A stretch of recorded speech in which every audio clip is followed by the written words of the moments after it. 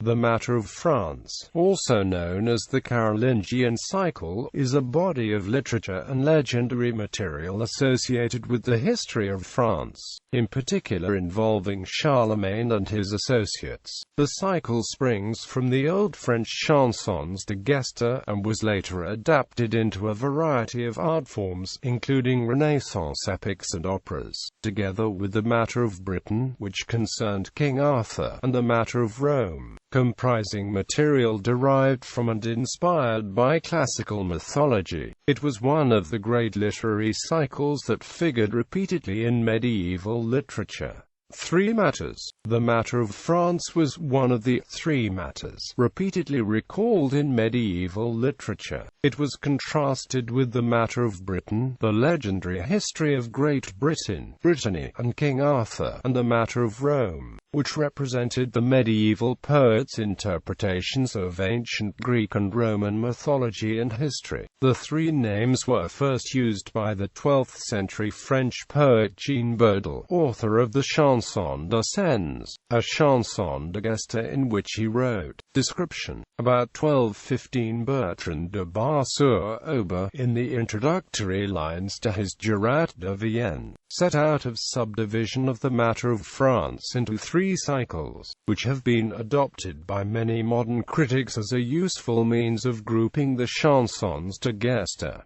These are his words. At St. Denis, in the Great Abbey, we find it written in a book of noble lineage that there have been only three gestes in well-defended France. The lordliest is that of the kings of France. The next, it is right to say, was of Doon of the white beard, he of Mainz who had many lands. In his lineage were fierce and rugged people, they would have had the lordship of all of France, its power, its knighthood, but they were proud and jealous.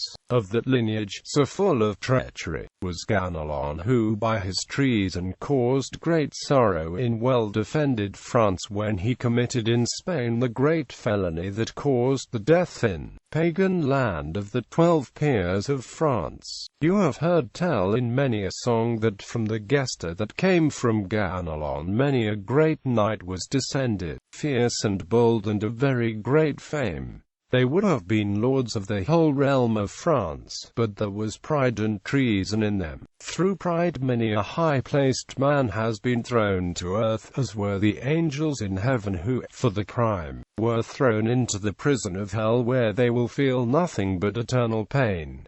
They lost the holy mansion of heaven by the pride and folly. Just so were Ganelon's kin, who would have been so powerful and famous if they had not been so full of treason. Of this lineage, which did nothing but evil, was the second Geste. The third Geste, which was much to be praised, was that of Baron de Monglane of the fierce countenance. In his lineage I can well testify that there was not of single coward a good-for-nothing, a traitor, a vile flatterer. Rather they were wise and bold knights and good fighters and noble warriors. Not once did they wish to betray a king of France. They strove to help the true Lord and to advance his honor everywhere. They promoted Christendom and destroyed and confounded Saracens. This Baron of the fierce countenance had 4 sons. Never were the bolder knights, I think, so that in a whole day one could not describe the prowess. The first son was the fierce Huguenot of Beuland. The second, as I have heard tell, was the praiseworthy Milan of Apulia.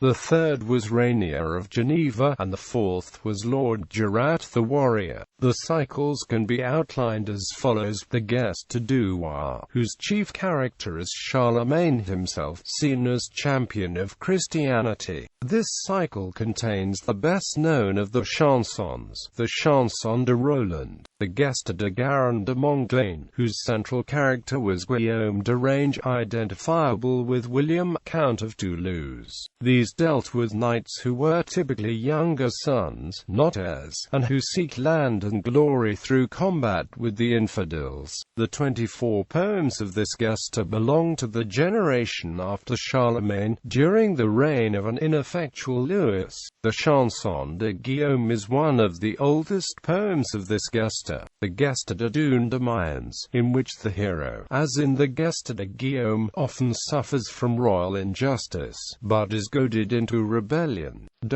Central figures of the matter of France include Charlemagne and his paladins, especially Roland, hero of the Song of Roland, and his companion Oliver, who was frequently cast in conflict with the Muslim champion Fierabriz. Originally, the matter of France contained tales of war and martial valor, being focused on the conflict between the Franks and Saracens or Moors during the period of Charles Martel and Charlemagne. The Chanson de Roland, for example, is about the Battle of Roncesvalles Pass during the Moorish invasion of southern France. As the genre matured, elements of fantasy and magic tended to accrue to the tales. The magic horse Bede, for example, is a recurring figure in many of the tales. The fundamental character of the matter of France is feudal and Christian. Although viewed as idolaters, the Saracens are depicted as not necessarily unchivalrous.